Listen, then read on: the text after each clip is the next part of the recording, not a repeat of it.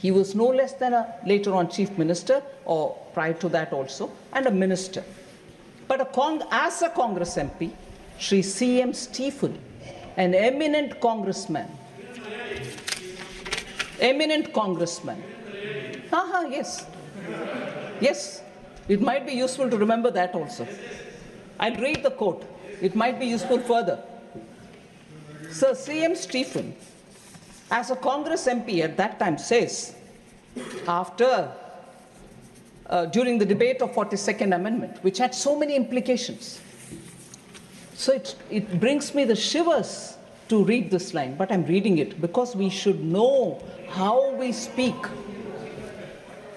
Quote, sir, I quote, "Now the power of this parliament, through the 42nd Amendment that is declared to be out of bounds for any court." Shame. He says this. Now the power of this parliament is declared to be out of bounds for any court. It is left to the courts whether they should defy it. He continues, "I do not know whether they will have the temerity to do that. But if they do, that will be a bad day for the judiciary. The committee of the House is sitting with regard to the inquiry into the conduct of judges. We have got our methods, our machinery." Unquote. Sir, imagine if today one of our MPs would say, anywhere, would say this and say the temerity of the judges, the courts, but no, what we hear from Congress today, oh, you are undermining institutions, you have no respect to the Constitution, you that, you this. Look at this one statement, sir. And during emergency, passing the 42nd Amendment, the attitude of Gamand, the Gamandiya Gadbadhan, even today, but then they spoke that, passing the 42nd Amendment. धन्यवाद अध्यक्ष महोदय, आपने मुझे बोलने का मौका दिया. मैं अपनी पार्टी की भी आभारी हूँ for this opportunity. Madam, supplementary demand for grants is a constitutional pre-arrangement, and I agree that it should definitely not be objected. But it also raises the question as to why does the government need further allocation when it has not been able to spend what it already has. In financial year 24, government's final consumption expenditure was 14%, but it decreased to 4.4% in financial year 25 second quarter. This means that the government has spent much less this year as compared to last year. In the first quarter of 24-25, government spending was 4.15 lakh crore, and many cited model code of conduct a reason for spending less. But in the second quarter, it further decreased to 4.1 lakh crore. Madam, to my simple understanding, this grant is being demanded from the exchequer, but this is the money which is collected from the people, and it is meant to be spent for the people. Since Professor Saugata Roy has already spoken about the technical aspect, today I choose to speak on what this government has delivered to the people of this country, the utilization of resources in departments it's seeking additional grants for, and also its complex relationship with the state of West Bengal. Sir, इनके bulldozer के चलते madam Bharat के लोग सवाल पूछना भूल गए, और भारत की जनता आजकल इतनी भूखी है कि खाने को धोखा भी खा लेती है. मैडम, भारत में एक मिडिल क्लास जो एक साल पहले एक वेजिटेरियन थाली 100 रुपए में खाता था, आज वही वेजिटेरियन थाली 152 रुपए की हो गई. टमाटर की कीमत 247% बढ़ गई, आलू की कीमत 180%, लहसुन 128% और तेल, नमक, आटा, मैदा 18%. पहले आम आदमी पॉकेट में पैसा लेके बाजार जाता था और थैली भरकर सामान लाता था, लेकिन अमृतकाल में आदमी थैली भरकर पैसा लेके जाता है और पॉकेट में आलू, टमाटर, प्याज लेके घर वापस आता है. सर, माननीय वित्त मंत्री ने पहले कहा था कि बहुत हो गई महंगाई की मार, अब की बार मोदी सरकार, और आज उनके विचार में inflation is an international problem, महंगाई एक अंतरराष्ट्रीय समस्या है. तो विश्व गुरु, विश्व बंधु इस अंतरराष्ट्रीय समस्या का समाधान क्यों नहीं कर पा रहे हैं? Ma'am, 74% of Indians are unable to afford a healthy diet. The household savings have plunged to a 50-year low. Around 48% of the households in this country are facing a financial crisis क्योंकि उनका खर्चा उनकी कमाई से ज़्यादा है. The economic inequality in India is a 100-year high.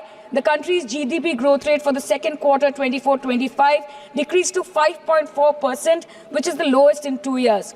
The government's total debt has reached a staggering 176 lakh crore, and the total debt is expected to soar up to 185 lakh crore by the end of the financial year.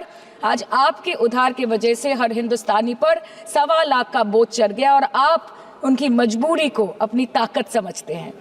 Bengal में all India Trinamool Congress की प्रदेश युवा अध्यक्ष होने के नाते मुझे हर दिन कई नौजवानों से बात करनी पड़ती है. वो मुझे ये पूछते हैं कि मोदी जी ने हर साल 2 करोड़ नौकरी का वादा किया था, अर्थात 10 साल में 20 करोड़ नौकरी. उन नौकरियों का क्या हुआ, उन वादे का क्या हुआ? मैं बस उन्हें यही कह पाती हूँ कि पत्ते तो झड़ते हैं, उठाता है कोई कोई, वादे तो सभी करते हैं, निभाता है कोई कोई.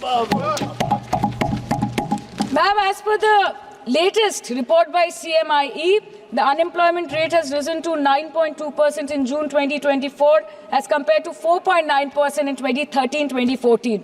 Female unemployment rate is much higher at 18.5% in June 2024 as compared to 7.7% in 2013-14. Around 37% of working women are unpaid. In rural areas, this figure is at a horrific 43%. प्रधानमंत्री जी बोलते हैं सबका साथ, सबका विकास, सबका विश्वास. अगर ऐसा ही है तो भारत के लोग आज देश छोड़ के क्यों जा रहे हैं?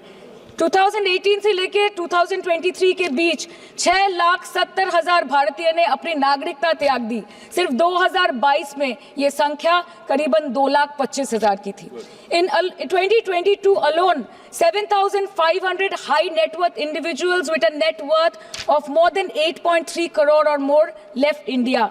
नवंबर 2022 से सितंबर 2023 सिर्फ 10 महीने में 96,917 Indians were arrested attempting to cross the United States illegally. Modi ji कहते हैं कि वो सबके साथ है, मगर ये आंकड़े बोलते हैं जो सबका होता है वो किसी का नहीं होता. और बंगाल के साथ तो कुछ अलग ही रिश्ता है इनका. The relationship is that of quid pro को. ठुकरा के मेरा प्यार मेरा इंतकाम देखेगी.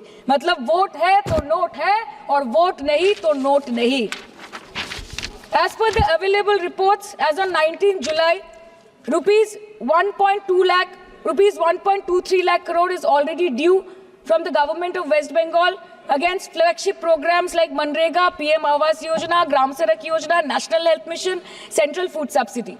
Further, 40,806 crore is projected dues against these schemes, bringing the total amount to a staggering 1.71 lakh crore. Madam, health care की schemes में सिर्फ फंड हमको दिया नहीं जाता क्योंकि कलर कोडिंग मैच नहीं करता है.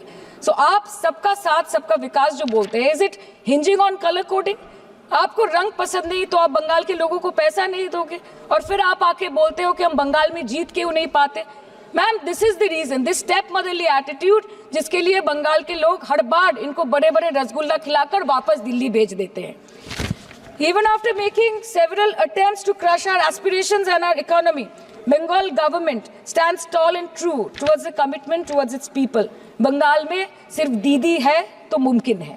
The West Bengal government started transferring money to the bank accounts of 21 lakh people who worked for 100-day scheme without receiving any payments from the central government for Manrega. Even before Ayushman Bharat, in Bengal, Shastra Shati, a cashless scheme was launched, providing treatment cost up to 5 lakh for per person belonging to any strata of the society.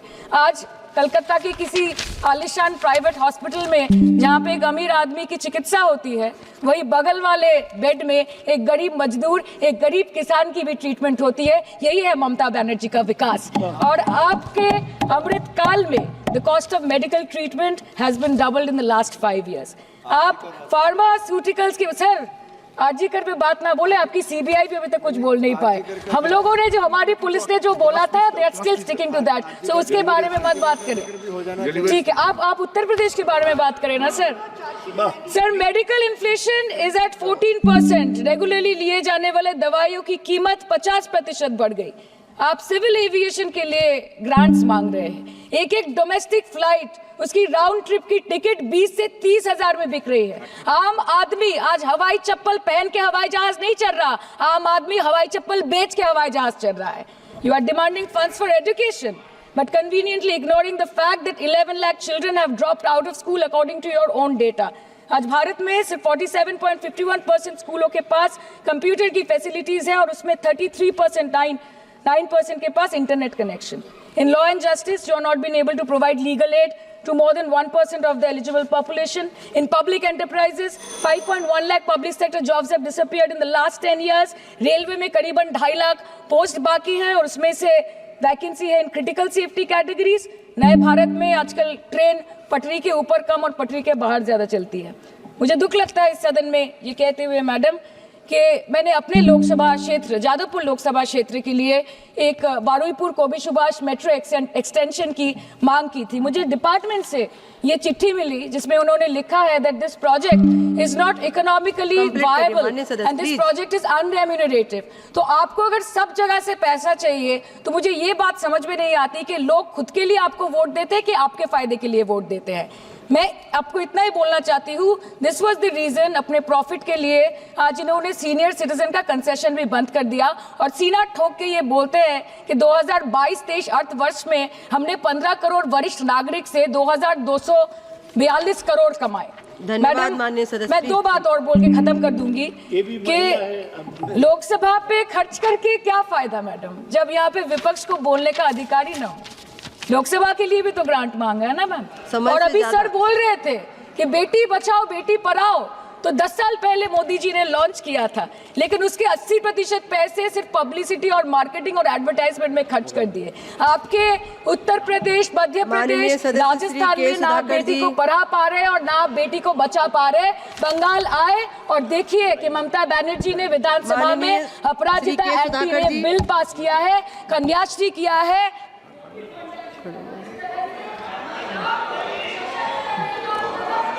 Thank you, madam.